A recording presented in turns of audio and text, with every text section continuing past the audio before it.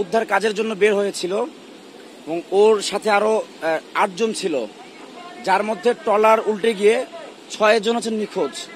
মূলত আর যারা ট্রলার নিয়ে আসতেছে দেখা যাচ্ছে যে একটা ট্রলারে ৪০ জন ৫০ জন আসতেছে এবং ওই ট্রলারে ২০ জন ৩০ জন করে যাচ্ছে। ভাই, একটা ট্রলারে যদি ২০ জন ৩০ জন করে যায় তাহলে কিভাবে ফেরত নিয়ে আসবে? তো আমার মনে হয় যে একটা ট্রলারে যদি ৫ জন বা ৬ জন আসে তাহলে দেখা যাবে ৪ জন, সাথে একজন স্থানীয় ৫ জন গেলে বাকি ফেরত নিয়ে আসতে পারবে। সো ওরা ২ জন কোনো মধ্যে আসতে পারছে। তো ও মানে ওর কথা আসলে বলতে চাই। আচ্ছা, একটু আপনি কোথা থেকে এসেছেন এবং কোথায়?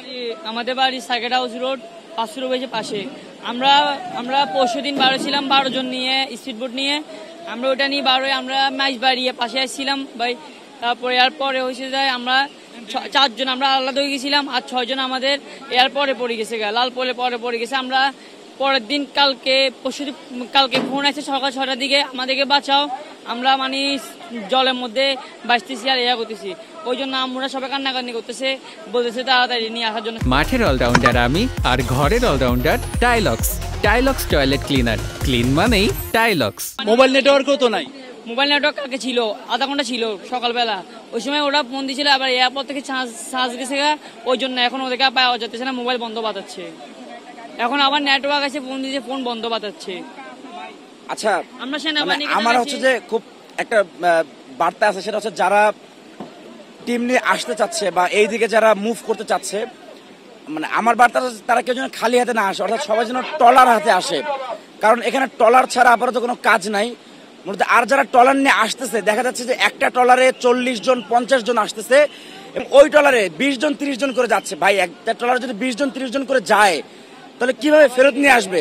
তো আমার মনে হয় যে একটা ট্রলারে যদি ৫ জন বা ৬ জন আসে তাহলে দেখা যাবে ৪ জন, সাথে একজন স্থানীয় ৫ জন গেলে বাকি ফেরত নিয়ে আসতে পারবে। সো আমার কথাটা হচ্ছে যে যারা আসতে যাচ্ছে তারা যেন অবশ্যই শুকনা খাবার এবং ট্রলার, শুকনা খাবার, বিশুদ্ধ পানি এবং ট্রলার নিয়ে আসে।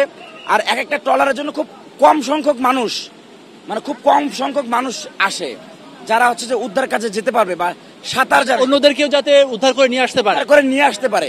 মানে সাঁতার জানে না এরকম কেউ যেন না আসে। এখানে অনেকে আসছে যারা আসলে ভাই সাঁতার জানে না, কিন্তু পানির স্রোত অনেক, আর পানি হচ্ছে যে বাড়তেছে, পানি কমতেছে না, পানি কিন্তু বাড়তেছে।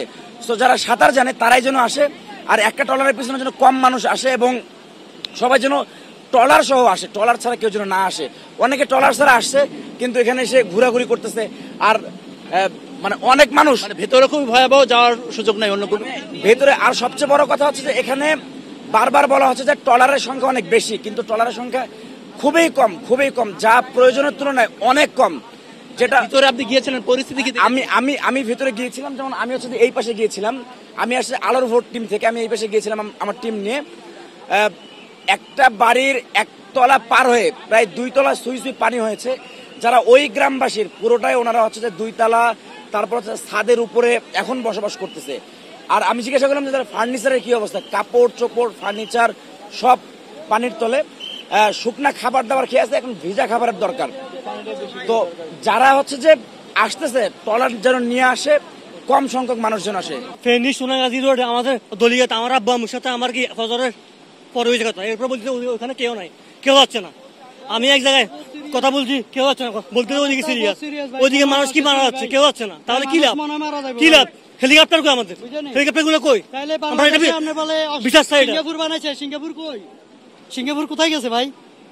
ভালো সিঙ্গাপুর হয়েছে না, সব চোরারা মানুষের টাকা লেগেছে, আজ খন্ডে গেছে মানুষ না, এই আর লোকগল। একেবারে বলা যায় যে হঠাৎ করেই এই ধরনের সিচুয়েশন তৈরি হয়েছে। ফেনীর যে সোনাগাজী এলাকা, সেই সোনাগাজী এলাকা থেকে যারা আসছেন তারা বলছেন যে সেই এলাকাতে ত্রাণ ঠিকমতো পৌঁছাচ্ছে না, এবং যারা উদ্ধার কাজে অংশ নিচ্ছেন তারা বলছেন যে ত্রাণ নিয়ে আসছেন বটে, কিন্তু সেই ত্রাণগুলোকে বিভিন্ন প্রত্যন্ত অঞ্চলে বিতরণ করার জন্য যে ধরনের নৌকা বা বোট বা স্পিড বোট প্রয়োজন সেটি স্বল্পতা রয়েছে।